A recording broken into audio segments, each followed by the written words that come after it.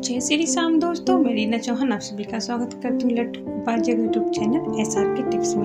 अगर आप लड्डू गोपाल जी की हैप्पी से फैमिली से जुड़ना चाहते हैं तो वीडियो को लाइक करें, सब्सक्राइब करें और बेल आइकन प्रेस कर दें, जिससे कि लड्डू गोपाल जी की आने वाली हर एक वीडियो आपको मिल सके। तो देखिए आज फिर एक नई लड्डू गोपाल जी की वीडियो के साथ, जिसमें आज हम कुछ ऐसी बातें जानेंगे जिससे हम बहुत ज़्यादा परेशान होते, समझ नहीं आता कि ऐसे समय में हम क्या करें और क्या ना करें। इस बारे में मुझे कमेंट भी कई आए हैं, तो मैंने सोचा कि क्यों ना इस पर वीडियो बनाई जाए। और ये बहुत ही मुश्किल समय होता है जब ऐसी परिस्थिति में लड्डू गोपाल जी हमारी बातें नहीं सुनते हैं। तो ऐसे में हमें क्या करना चाहिए और क्या नहीं करना चाहिए, तो वीडियो को पूरा जरूर सुने, तभी आपको बातें अच्छे से समझ आएगी। तो चलिए वीडियो शुरू करते हैं।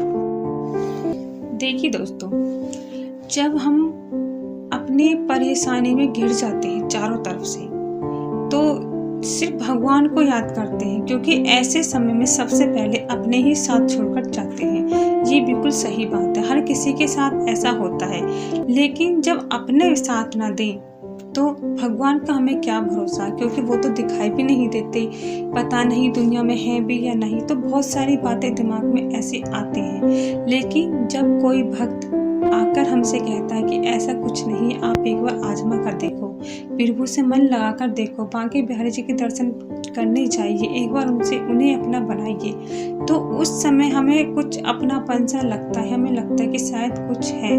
क्योंकि विश्वास और भरोसा भी कुछ चीज़ होती है, क्योंकि हर किसी के जीवन में लड्डू गोपाल जी कुछ ना कुछ चमत्कार करते ही रहते हैं। और जब हम परेशानी में घिर जाते हैं, तो ऐसे समय में लड्डू गोपाल जी किसी न किसी रूप में अपने किसी भक्त को हमारे पास भेज देते हैं, क्योंकि उन्हें पता है कि उनका कोई भक्त बहुत परेशान है और मन ही मन उनको याद कर रहा है।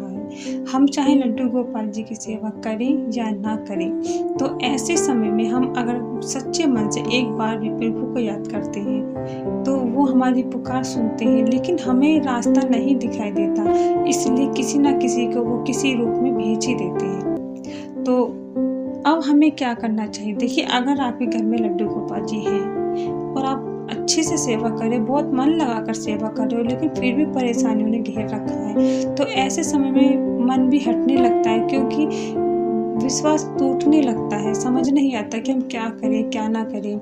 लेकिन देखिए, इस विश्वास को सबसे पहले तो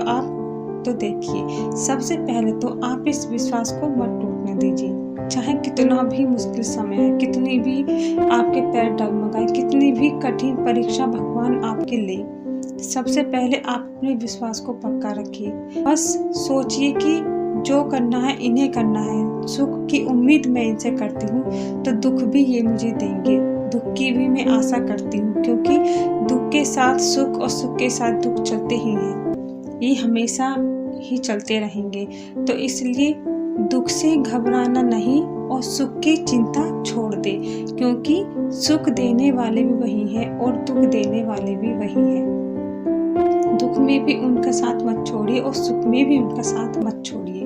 अब हमें करना क्या है? देखिए, जैसे ही हम अपने प्रभु की मन लगाकर जैसे ही हम अपने प्रभु का ध्यान लगाते हैं, उनकी सेवा में लग जाते हैं, समय चाहे कितना भी कठिन हो, देखिए हर किसी के साथ ऐसा होता है, क्योंकि हमने पिछले जन्म में जो कर्म करे हैं, पता नहीं क्या है, क्या किया क्या नहीं, अच्छा बुरा क्या, कुछ समझ नहीं आता, लेकिन हम भूल जाते, लेकिन हमारे प्रभु सब याद रखते हैं। लेकिन जब हम उनकी शरण में आ जाते हैं, कहते हैं कि गलती करने वाले से माफ करने वाला बड़ा होता है। यही हमारे प्रभु की महिमा है, बहुत महान है।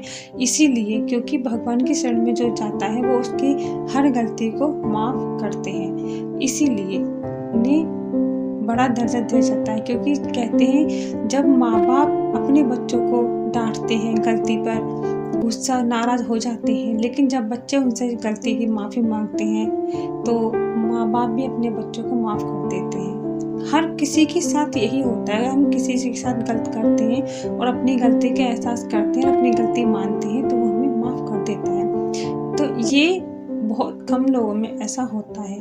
तो इसके साथ साथ आप इस बात का ध्यान जरूर रखें कि जब आप अपने प्रभु की शरण में हो और आप उनसे उम्मीद रखते हो कुछ अच्छा करने की, बुरे वक्त में अच्छा करने की, समझने की, तो आप उनसे इस बात की उम्मीद भी रखिए कि जो बुरा वक्त है वो भी उन्हीं का है, अच्छा है वो भी उन्हीं का है। तो इस बात को आप अच्छे से ध्यान रखिए। अब बात आती है कि हम कैसे जाने, कैसे हम सब्र करें कि हमारा मुश्किल समय कब जाएगा। देखिए मैं एक छोटा सा उदाहरण दे रही हूँ। देखिए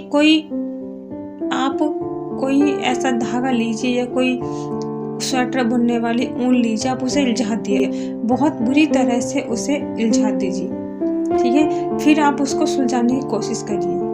तो आप जब उसे सुलझाएंगे तो आप कभी इधर से खींचेंगे, कभी उधर से खींचेंगे, कभी इसे तोड़ेंगे, फिर उसे जोड़ेंगे, तो ये बहुत इसमें टाइम भी लगता है।